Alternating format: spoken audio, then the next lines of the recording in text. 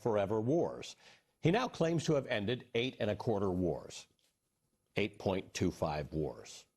Whatever that means. But at the same time, he seems intent on dominating other parts of the world, to take Greenland, a sovereign territory, the easy way or the hard way, as he says it, to take Venezuela's oil, not as he calls it, America's oil, after capturing Nicolas Maduro. And in Iran, Trump now says, quote, it's time to look for new leadership, which you may agree with. But once again, this seems to be a concept lacking a plan.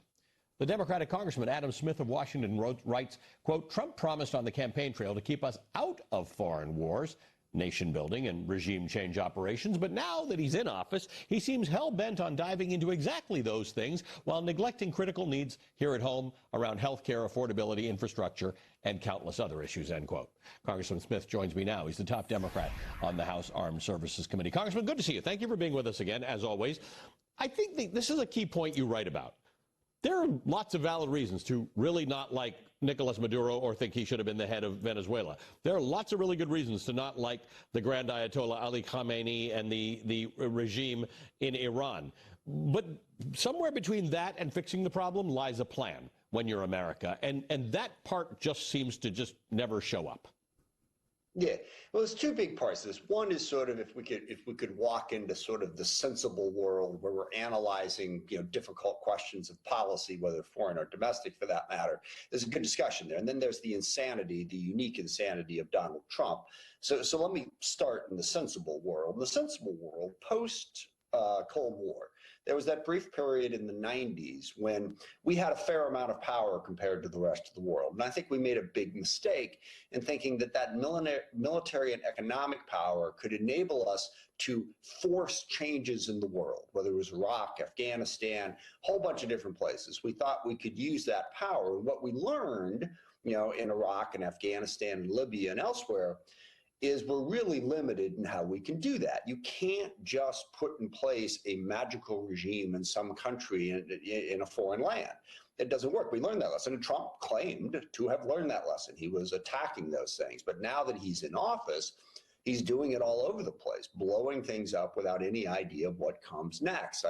I was never a huge fan of Colin Powell's, pottery barn rule. If you break it, you own it.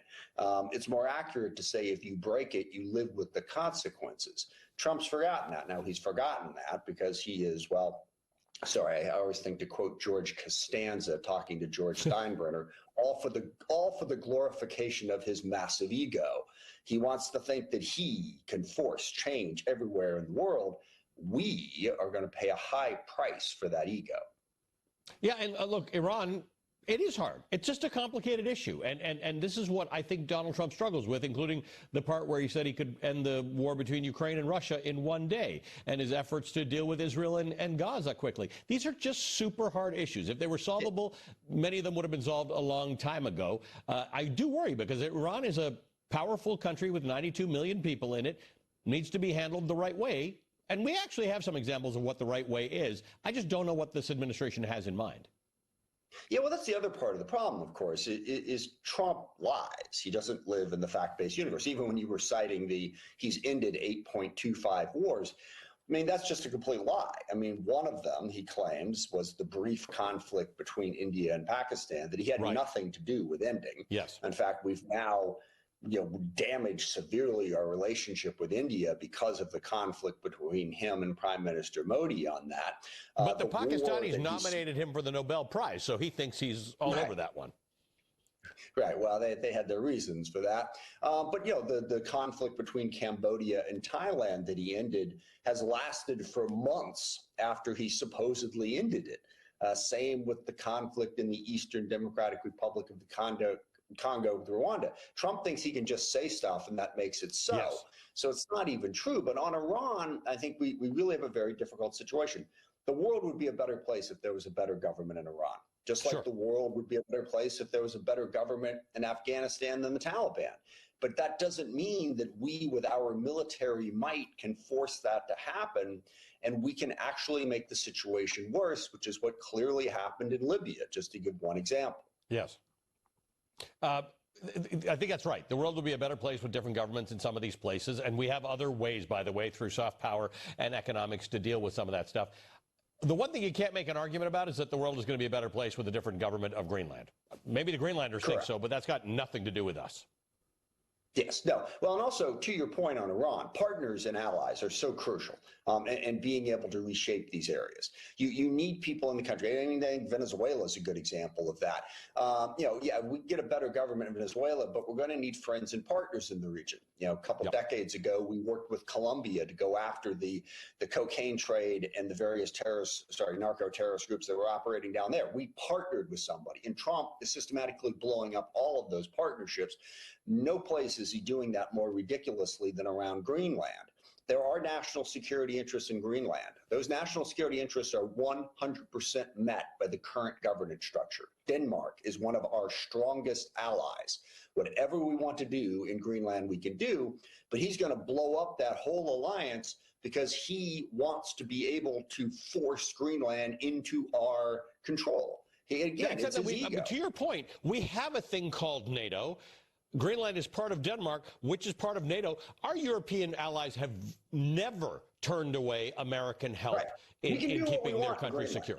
Yeah, Trump just wants it on the map. I mean, I literally think it comes down to that. If you look at a map, Greenland is huge. It's enormous. If it was suddenly part of the United States, we would geographically be a much larger country. It would be prettier. It'd be like having the Gulf of America instead of the Gulf of Mexico. And that appeals to Trump's, belligerent, authoritarian way of looking at the world. But it's going to really cause problems. Now he's going to place tariffs. He's going to ramp up his tariff war, which is already harming our economy. Manufacturing jobs are dropping to their lowest levels ever. Prices for food are going through the ceiling because of Trump's tariff wars. And now he wants to ramp that up to increase the tariffs, damage our economy more, and also shatter the most successful military alliance in the history of the world, NATO. Well, I'm going to give you an opportunity to correct yourself because Donald Trump says prices of food are going down. Right. Well, remember that whole he doesn't tell the truth part. Because, the war in Ukraine apparently ended, how long has it been since 24 hours after you get it? It ended on January 22nd of last year. We must be missing something. But we joke about that. Yeah. But Trump is a reality distortion field here. He lies and he tries to create this world and is way past time for Republicans in particular, and Republicans in Congress in particular, even more particular, to call him out on it. Yes. I mean, he thinks he can just create whatever world he wants, but he can't, and we have to live in reality. If you don't call it out now and you're a person with a platform, you are simply enabling it. Congressman, thank you for being with us. The Democratic Congressman Adam Smith of Washington. All right, coming up, as Congressman says, Donald Trump set his sights on Greenland for whatever.